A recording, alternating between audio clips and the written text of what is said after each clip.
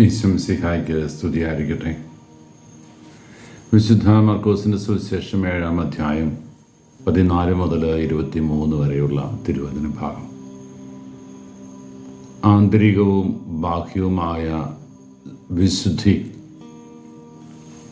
അത് തമ്മിലുള്ള വ്യത്യാസം എന്താണ് എന്ന് ബോധ്യപ്പെടുത്തിയിട്ട് നമ്മുടെ ജീവിതത്തിലെ കരണീയമായ ആന്തരിക വിശുദ്ധിയുടെ മേഖല ഗൗരവത്തോടെ പരിഗണിക്കണമെന്ന് ഓർമ്മിപ്പിക്കുകയാണ് തിരുവചനത്തിലൂടെ ഈശോ. ഒരു മനുഷ്യൻ്റെ ഉദരത്തിലേക്ക് പ്രവേശിക്കുന്ന അല്ലെങ്കിൽ അവൻ്റെ ഉള്ളിലേക്ക് കടന്നു വരുന്ന തിന്മ, യഹൂദ ജനതയും ഇസ്ലാമിലെ സമൂഹവുമൊക്കെ പന്നിമാംസം കഴിക്കുന്നത് ഹറാമാണെന്ന്, തെറ്റാണ് എന്ന് കരുതുന്നു. അവർ പറഞ്ഞു വെക്കാൻ ആഗ്രഹിക്കുന്നത് ഈ മാംസം ഭക്ഷിക്കുന്നത് നിയമവിരുദ്ധമാണ്. ആരോഗ്യ പ്രശ്നങ്ങളൊക്കെ വിശുദ്ധ ബൈബിളിൻ്റെ പഴയ നിയമത്തിൽ നമ്മൾ വായിച്ച് കേൾക്കുന്നുണ്ട്. പന്നിമാംസം കഴിക്കുന്ന വഴിയായിട്ട് ശരീരത്തിലുണ്ടാകുന്ന രോഗാവസ്ഥയെക്കുറിച്ചൊക്കെ. എന്നാൽ യഹൂദ നിയമ പണ്ഡിതന്മാരെല്ലാവരും ഇത് ചെയ്യാൻ പാടില്ലാത്ത ഗൗരവമുള്ളൊരു തിന്മയാണ് എന്ന് വരുത്തി തീർക്കാനായിട്ട് ശ്രമിച്ചു. എന്നാൽ അർത്ഥശങ്കയ്ക്കിടയില്ലാതെ ഈശോ നമ്മളെ ഓർമ്മിപ്പിക്കുന്ന ഒരു കാര്യമുണ്ട്. ഉള്ളിൽ നിന്ന് വരുന്നതാണ് ഗൗരവമേറിയ തിന്മ. പുറമേ നിന്ന് മനുഷ്യൻ കഴിക്കുന്ന ഭക്ഷണപാനീയങ്ങൾ അത് ഉദരത്തിലേക്ക് സംവഹിക്കപ്പെടുന്നു, അവിടെ നിന്ന് അത് വിസർജിക്കപ്പെടുന്നു.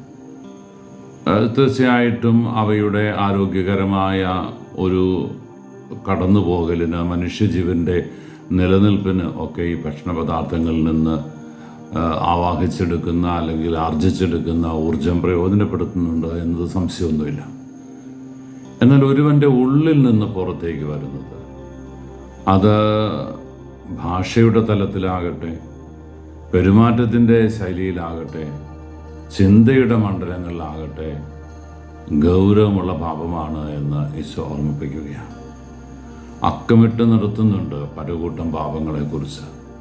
അസൂയയുടെ, വഞ്ചനയുടെ, ഭോഗാസക്തിയുടെ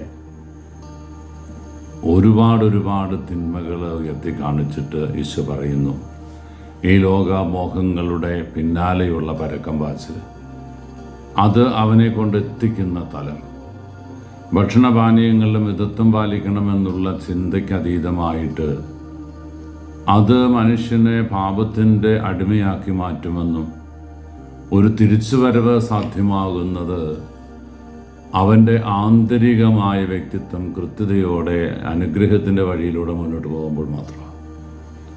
എന്നാൽ ഈശോ പറയുന്ന ഈ പരസംഗത്തിൻ്റെയും അസൂയയുടെയും വഞ്ചനയുടെയും വെറുപ്പിൻ്റെയും വൈരാഗ്യത്തിൻ്റെയും ഒക്കെ തലങ്ങളിൽ അവൻ പരാജയപ്പെട്ടു കഴിഞ്ഞാൽ അത് സഹിക്കാനാവാവുന്ന, പരിഹരിക്കാനാവാത്ത വ്രണമായി മാറുന്നു.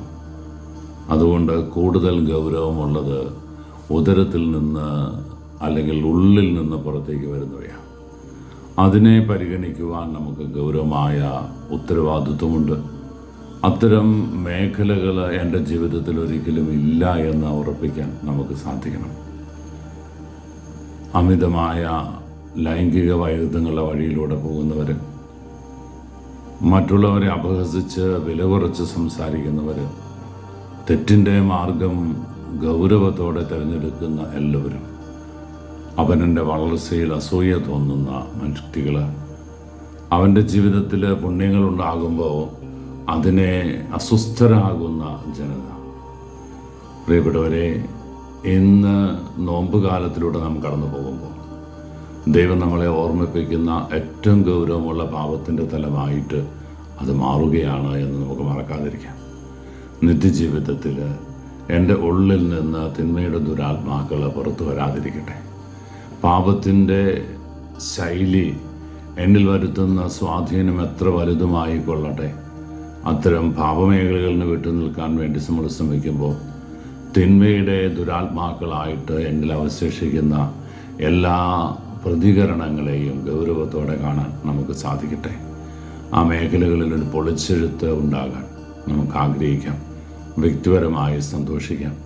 മറ്റുള്ളവർക്കുണ്ടാകുമ്പോൾ തോന്നുന്ന അസ്വസ്ഥത, അത് അസൂയയാണ് എന്ന് നമുക്കറിയാം. എനിക്കില്ലാത്തതിനേക്കാളും ചിലർക്ക് നൊമ്പരം മറ്റുള്ളവർക്കുണ്ടാകുന്നതാണ്.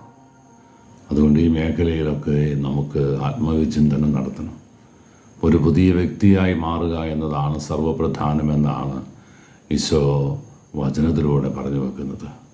പൗലോസ്ലീഹ നമ്മളെ ഓർമ്മിപ്പിക്കുന്നത്. ഈ ഒരു തലത്തിൽ ഗൗരവമായൊരു മാറ്റം വരുത്തുവാൻ ഈശോ നമ്മളെല്ലാവരെയും അനുഗ്രഹിക്കട്ടെ. കർത്താവ് മിശിഹായുടെ കൃപയും പിതാവായ ദൈവത്തിൻ്റെ സ്നേഹവും പരിശുദ്ധാത്മാവിൻ്റെ സഹവാസവും നാം എല്ലാവരും കൂടി ഉണ്ടായിരിക്കട്ടെ, ഇപ്പോഴും എപ്പോഴും എന്നേക്കും.